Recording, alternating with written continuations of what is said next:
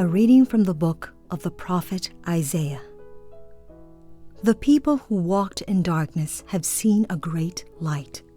Upon those who dwelt in the land of gloom, a light has shone. You have brought them abundant joy and great rejoicing. As they rejoice before you as at the harvest, as men make merry when dividing spoils. For the yoke that burdened them, the pole on their shoulder, and the rod of their taskmaster you have smashed, as on the day of Midian. For every boot that tramped in battle, every cloak rolled in blood, will be burned as fuel for flames. For a child is born to us, a son is given us. Upon his shoulder dominion rests. They name him Wonder Counselor, God Hero, Father forever, Prince of Peace. His dominion is vast and forever peaceful. From David's throne and over his kingdom, which he confirms and sustains, by judgment and justice, both now and forever. The zeal of the Lord of hosts will do this.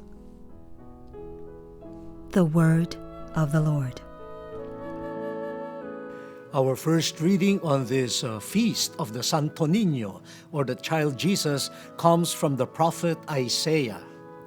Now, this is a special privilege given by the church to the Philippines to celebrate on the third Sunday of January this special devotion to the Santo Niño. And in the first reading, we find, something that really confounds us. The setting is one of gloom, darkness, and then images of war, battles, violence. Now, if you are in that setting or that context, you will be depressed, of course, but you also would long for some form of respite or rest from all of this. You are longing also, I guess, for some form of freedom from darkness, from gloom, from conflicts, from war. Don't we all long for this?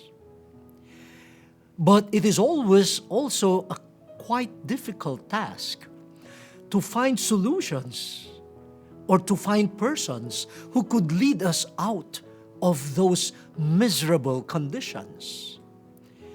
But the prophet Isaiah tells us, that will change. There is hope. There will be peace.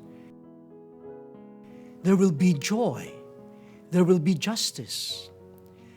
And all the weapons of war will be destroyed or converted to tools of productivity. The land that has been devastated by war will now be fruitful. You can now plant. You can now harvest. Wow, that will be exciting for a people who have been tired of gloom and conflicts. But then, Isaiah says, all of this will happen because a child will be born to us.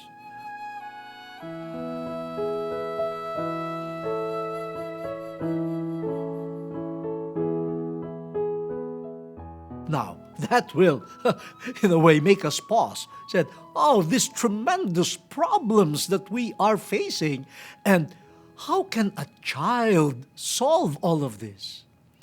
But Isaiah is firm. This child will be called Wonder Counselor, God Hero, Father forever, Prince of Peace. A child. But remember, this is the Word of God. This is the Bible. And the Bible tells us that if you want peace, if you want healing, if you want justice to come, only a childlike person can bring all of those about.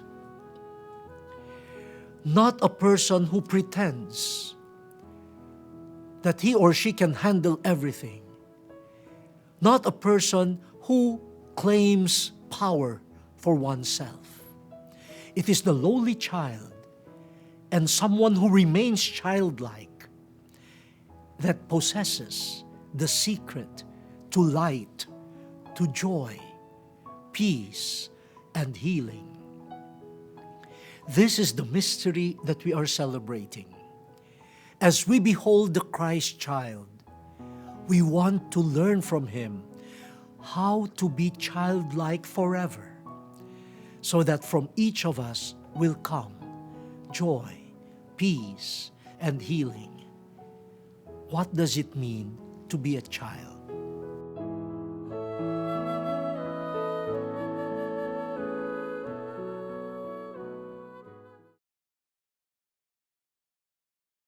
In this day and age, social networking has become a very convenient mode of communication among people. With just a click and the power of the internet, you are able to reach your loved ones wherever they are. On the other hand, it is saddening and alarming to know that there are some people who take advantage of the reach and availability of social networking sites, spreading scandals and false information about a certain entity or personality, engaging in fraud and scams, and at times pretending to be someone else. Recently, I have been getting reports that there are fan pages and personal accounts under my name and are circulating over Facebook. To set the record straight, I have no personal Facebook account. Rather, I have only one Facebook page, and it is being maintained by Jesuit Communications. I seek your help in reporting fraudulent pages and accounts, not only those concerned with myself, but also with other people and entities. Let us keep the social networking world a good communication venue by being truthful.